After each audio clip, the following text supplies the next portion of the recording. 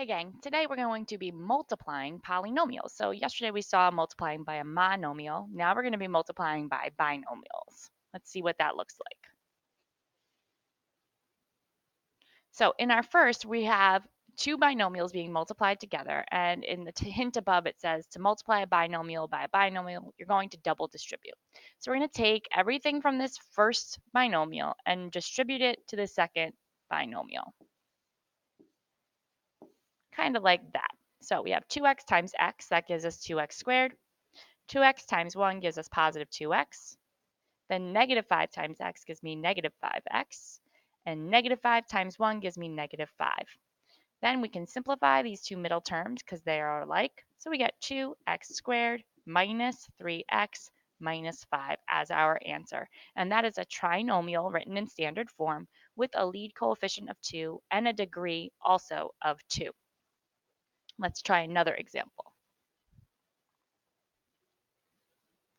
So now we have 3x minus 4 times 4x plus 5. So we start with multiplying that 3x by both terms in the second binomial. We get 12x squared plus 15x. Then we do the same with the negative 4. We get negative 16x minus 20. And then we can simplify those two middle terms because they are the same. So we have 12x squared minus x minus 20.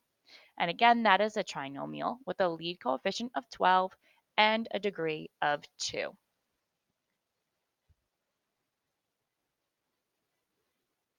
Okay, so we make it a little bit harder here with fractions, but not so much. Starting with multiplying that first term, we have 1/2 x times 3/4 x, and that is 3/8 x squared. Then 1/2 x times negative 6 is negative 3x. Then 8 times 3/4 is 6x. And 8 times negative 6 is negative 48. Then again, simplifying those middle terms, we get 3/8 x squared plus 3x minus 48. Again, a trinomial with a lead coefficient of 3/8 and an exponent of 2, or a degree of 2. So this isn't too hard. You just got to remember to do that double distributing and to simplify. Number 4, now they're trying to fool us with that squared, and what a lot of kids do is just simply square each term. And if you just square each term, you're not doing it correctly. So remember, squaring means you're multiplying by itself. So let's show that. So it's going to look like this. We start by distributing the first term. We get 9x squared minus 3x. Then we distribute that second term. So that's negative 1 times 3x, which is negative 3x. And negative 1 times negative 1 is positive 1. Simplifying that middle set of terms, we get 9x squared minus 6x plus 1, which if we had just squared, we would have gotten 9x squared plus 1, so we would have gotten an incorrect answer. When it says to square, we wind up with a middle term, so you have to show that you're multiplying it by itself. So that is a trinomial with a lead coefficient of 9 and a degree of 2.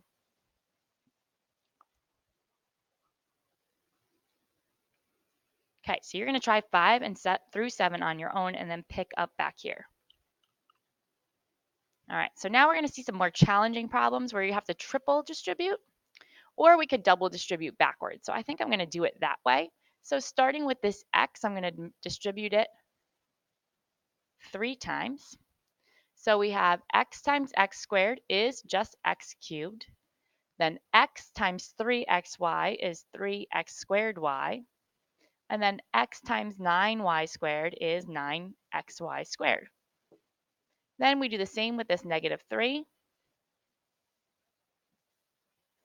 We get negative 3x squared y minus 9xy squared minus 27y cubed.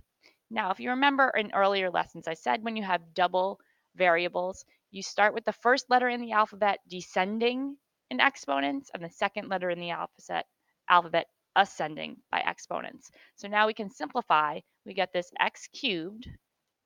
Then our x squared term shows up twice. That positive 3x squared y and negative 3x squared y cancel out. And 9xy squared and negative 9xy squared also cancel out. So we have x cubed minus 27y cubed being our final answer, which is a binomial with a degree of 3 and a lead coefficient of 1.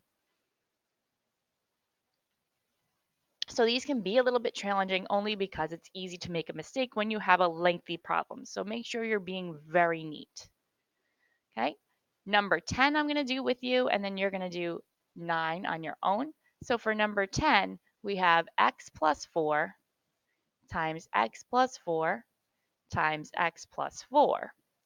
So we have to double distribute first, and then take that and distribute over a trinomial. So we have x times x is x squared, 4 times x is 4x, 4 times x again is another 4x, and 4 times 4 is 16.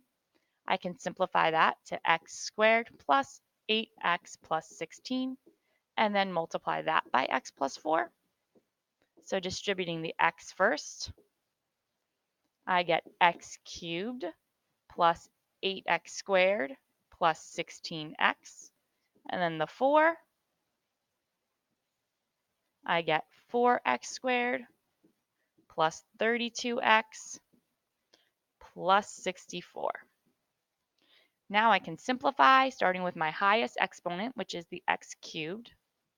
Then x squared is 8x squared and 4x squared, which makes 12x squared. And then x is 16x and 32x, which is 48x. And lastly, that plus 64, making this a polynomial with a lead coefficient of 1 and a degree of 3. So there's lots of work to do there. You got to make sure you're being very neat so you don't miss any steps.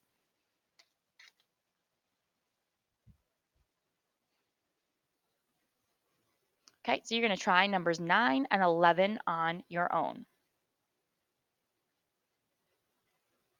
So now for number 12, we have a rectangle and we have to figure out the area of this rectangle given some expressions. So the length of a rectangle is 6 less than 1.5 times the width. So here's our rectangle. We know the width is x and the length is 6 less than 1.5 times. So that's 1.5x minus 6. And then we're going to express its area. So area, we remember, is length times width. So we have x times 1.5 x minus 6. Distributing the x, we get 1.5 x squared minus 6x. And that's in simplest form. There's nothing to combine, so we've got it as simple as possible. All right, so you're now back on your own. You're going to try number 13. And remember that volume of a rectangular prism is length times width times height. And of course, you don't have to do the length first. You can mix it up. You could do width times length times height. You could do height times width times length. It doesn't matter. You're just multiplying the three together.